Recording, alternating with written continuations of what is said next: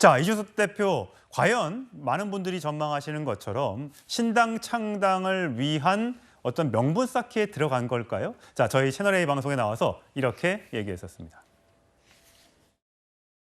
징계 취소 처분 이제 최고위에서 의결이 됐습니다. 안녕 얘들아. 네. 그거에 대해서 이제 더 이상 할 말이 없다. 고생이 참 많다. 지줄이나 올려라. 당에다 쓴 약을 갖다 먹이겠다. 왜 당에다 먹여요? 대통령실에 약을 갖다 먹여라. 당을 나가서 새로 뭐 정치 활동 하실 게 1과 100 사이에 어느 정도 됩니까? 아니요, 저는 이거 당이 만약에 제대로 변하지 않으면요 100이에요. 자, 서정호 변호사님. 어쨌든 100%다. 당이 안 변하면 나가는 건 신당 창당하는 건 100%다. 그러면서 또 시사저널과의 인터뷰한 내용을 보니까 한심한 상황이 개선 안 되면 행동하겠다는 날짜는 이미 정해놨고 계속 카운트다운이 이게 진행이 되고 있다라고 얘기를 하고 있습니다. 카운트다운이라는 건 뭐 19, 87 이렇게 점점 다가온다는 얘기를 하고 있는 걸 보면 마음이 이미 떠났나 싶기도 하고요. 지금 이게 오래전부터 이준석은요, 전 대표는 지금 이게 어떻게든 배지를 달아야 돼요. 뺏지 못하면 이게 원외 사선이 되면 정치 생명 끝납니다. 근데 본인이 국민의힘에 남아서 노원병의 공천을 받으면요, 거기 민주당 후보도 강세지만 현역이죠. 근데 문제는 보수층의 전폭적인 지지를 못 받아요. 보수층에서 이준석을 미워하는 어르신들이 엄청나게 많습니다. 그분들이 투표할까요? 저는 따라서 이게 국민의힘에 남아있지는 못한다. 이거는 이게 분명하고 신당을 만드는데 다만 이제 그 12월로 저는 보는 게 아마 이게 선거법 협상을 좀 지켜볼 거예요.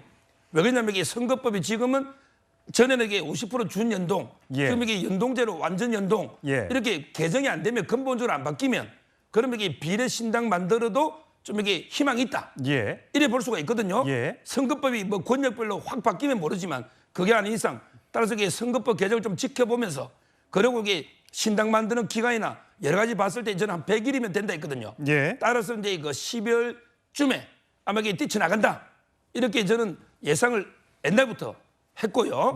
다만 이제 그 지금 이게 신당 파괴력 있죠. 지금 이게 유승민 의원이 저는 오히려 변수라 봐요. 유승민 의원하고 이게 뭐 합치고 이렇게 하면 이게 조금 더 나아지겠지만, 근데 유승민 의원은 가면요 이준석의 오히려 이게 비례 2번이 이준석한테 갑니다.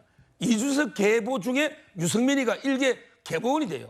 옛날에는 유승민계 이준석이잖아요. 아, 유승민 퀴즈 이렇게 했는데 지금은 이제 이준석의 계보의 유승민. 그러면 이게 본인이 가서 젊은 이현주, 이준석이 주도하는 데 가서 비례해봤자 비전이 없잖아요.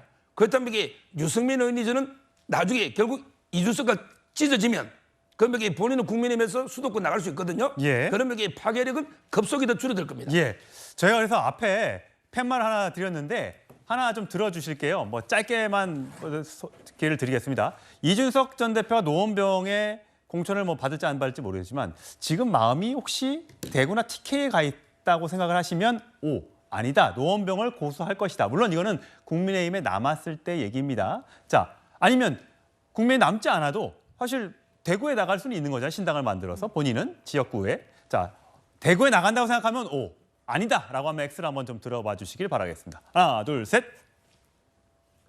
네, 대구에 나간다가 3분이고요. 안 나간다 이민찬 부대면 1명이었습니다. 자, 이민찬 부대면 잘 기회 드리겠습니다.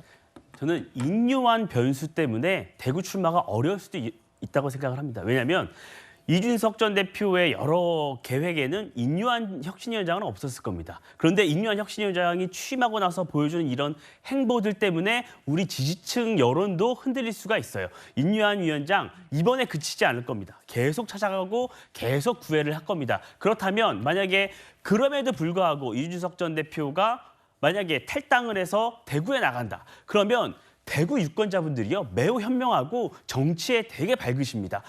그렇게 당에서 구애를 함에도 불구하고 뛰쳐나간다. 그래서 대구에 출마를 한다. 과연 우리 대구 유권자분들께서 그거를 쉽게 용인해 주실까요? 저는 여론이 허락할지 저는 아닐 수 있다고 봅니다. 장 의원님은 들으셨는데 왜 O라고 생각하세요? 사실 이준석 전 대표는 지금 모든 가능성을 열었다라고 생각하기 때문입니다. 신당 창당까지도 지금 고민하고 있다라고 한다면 무소속으로 대구에 출마하는 것을 못할 이유가 없을 것 같거든요. 그리고 최근에 대구 지역 일정이 정말 많아졌습니다. 눈에 띄게 많아졌는데요. 그런 부분들을 본다라고 한다면 신당 창당에 가능성도 열려 있겠지만 결국엔 보수 지역의 텃밭이라고 할 수 있는 대구와 TK 지역에서의 출마 가능성까지도 당연히 선택지에 들어있다라고 보고 있습니다. 예.